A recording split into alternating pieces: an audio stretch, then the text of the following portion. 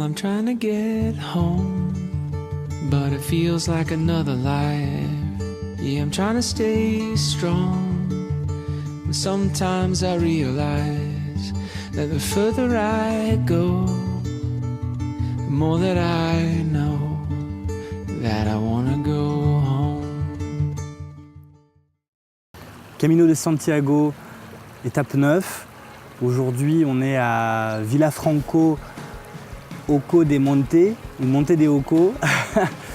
et après 9 jours, j'ai vraiment envie de vous encourager à faire ce chemin si vous en avez l'occasion.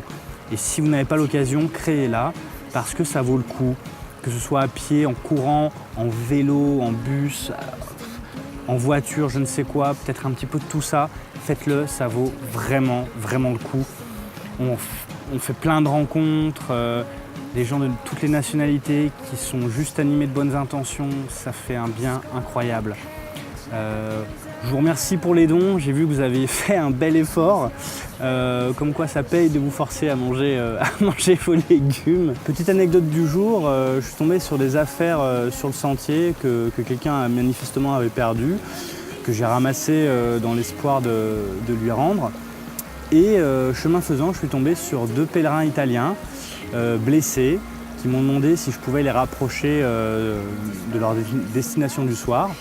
Donc on a fait une 30aine de bornes, c'est pas grand chose pour moi en voiture et puis pour eux c'est énorme. Donc voilà, c'était plutôt sympa.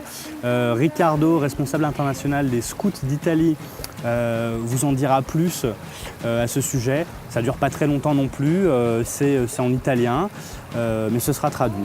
Sur ce, j'ai pas mal filmé aujourd'hui et j'espère que vous apprécierez. Allez, ciao et merci encore, bye bye.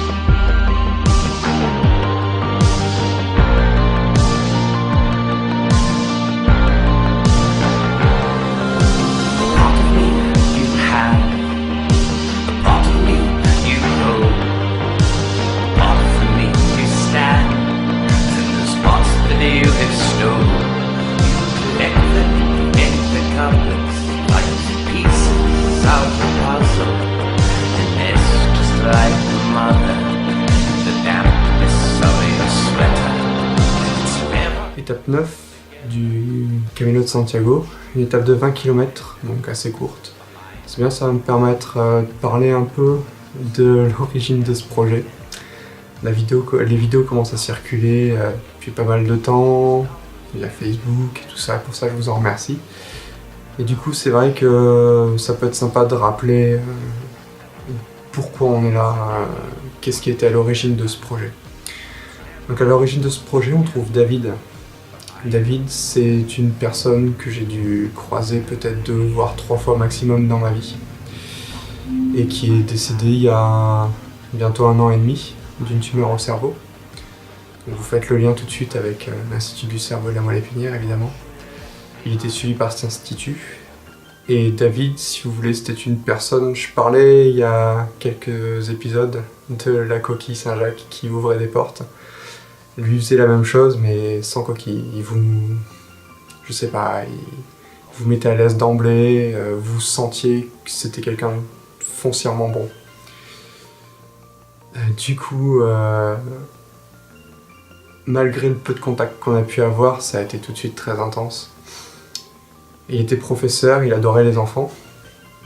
Et il a été très touché par les enfants qui étaient traités au sein de l'Institut.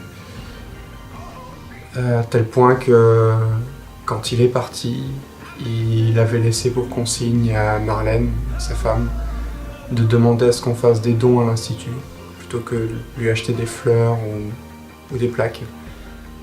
Et à ce moment-là, quand Marlène m'a dit ça, ça m'a fait cogiter et je me rends compte que quand vous demandez aux gens que la dernière manière qu'ils ont de vous honorer, ce soit d'aider les autres, je sais pas, c'est tellement fort, c'est tellement dans le don de soi jusqu'au bout. On peut dire que David est l'une des rares personnes, l'un de mes rares contemporains qui a su m'inspirer.